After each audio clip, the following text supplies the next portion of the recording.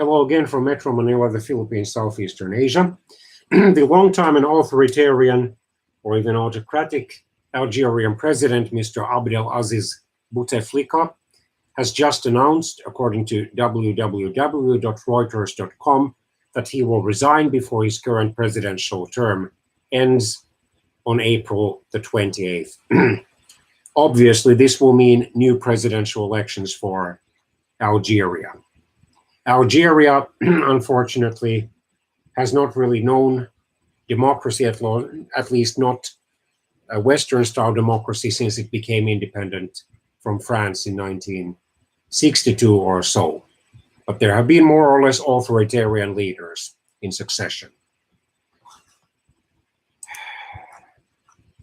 The outgoing president Bouteflika was born in March 1937, therefore he is already 82 years old, and he has been the fifth president of Algeria since 1999, having earlier served as the Algerian foreign minister from 1963 to 1979. He presided over the bloody Algerian civil war's end in 2002 and ended emergency rule in February 2011 amidst the so-called Arab Spring. He was even the United Nations General Assembly's president for a term in 1974. In November 2002, he surpassed the late Ouari Boumediene as the longest-serving head of state of Algeria. He took office on April the 27th, 1999. He also is serving as Minister of Defense and has served since May 2003. He was born in March 1937 in Oujda, French protectorate in Morocco. He was the first child of his mother, Mansouria Ghezlaoui, and the second child of his father, Ahmed Bouteflika.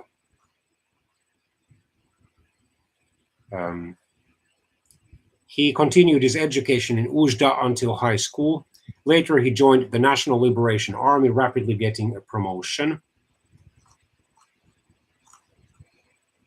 After Algeria became independent of France in 1962, Bouteflika became deputy for Tlemcen in the Constituent Assembly and Minister for Youth and Sport in Ahmed Ben Bella's government.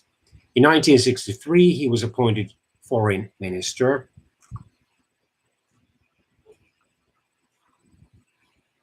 Boumediene unexpectedly died in 1978, and this triggered a struggle for his successor. Bouteflika was seen as one of the two main candidates to succeed the powerful late president, and he was thought to represent the party's right wing, in quotation marks, more open to economic reform and rapprochement, or approach, with the West. Colonel Mohamed Salah Yahlaoui, or Yahyaoui, represented the Boumedienist left wing.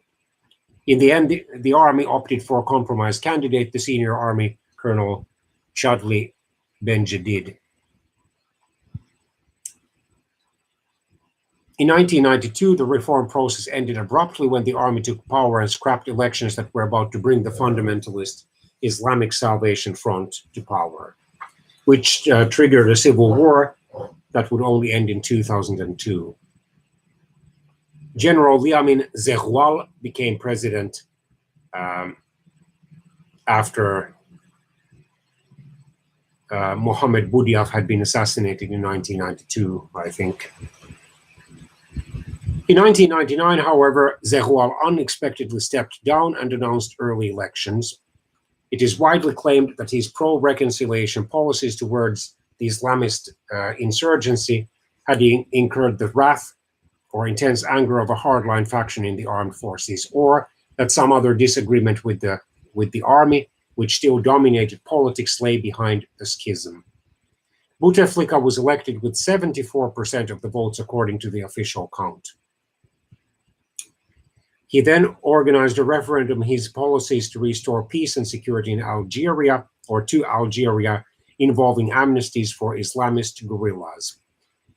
He won with 81% of the vote, but this figure was also disputed by opponents. He presided over the African Union in 2000, secured the Algiers peace treaty between Eritrea and Ethiopia, and supported peace efforts in the African Great Lakes region. He secured a friendship treaty with nearby Spain in 2002 and welcomed then President of France, Jacques Chirac, on a state visit to Algiers in 2003. Algeria has been particularly active in African relations and in mending ties with the West, as well as trying to some extent to resurrect its role in the declining non-aligned movement. It has, however, played a more limited role in Arab politics, its other traditional sphere of interest. Relations with Morocco remained quite tense, with the diplomatic clashes on the issue of the Western Sahara. In April 2004, he was re-elected officially by 85% of the votes, and quite surprisingly, the Organization for Security and Cooperation in Europe observers described it as a free and fair election despite minor irregularities. However, only 11% participated of the Kabyle people's voters. The first year of Bouteflika's second term also featured a new 5-year plan, much larger, this time drafted.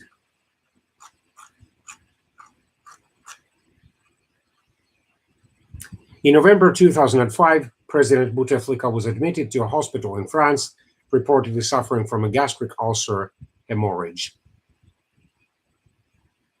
In spring and summer 2013, he spent nearly 4 months in a hospital in Paris dealing with health problems.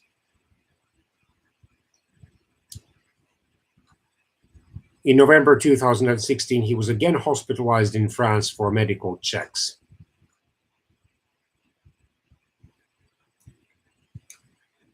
In April 2009, according to the official results, he won 90.2% of the vote on a turnout of 74%. In 2013, he suffered a debilitating stroke, confining him, I think, to a wheelchair. Despite that, in April 2014, he was re-elected with 81% of the vote. The turnout was only 51.7%, both the official figures. Several opposition parties boycotted the election again, resulting in allegations of fraud.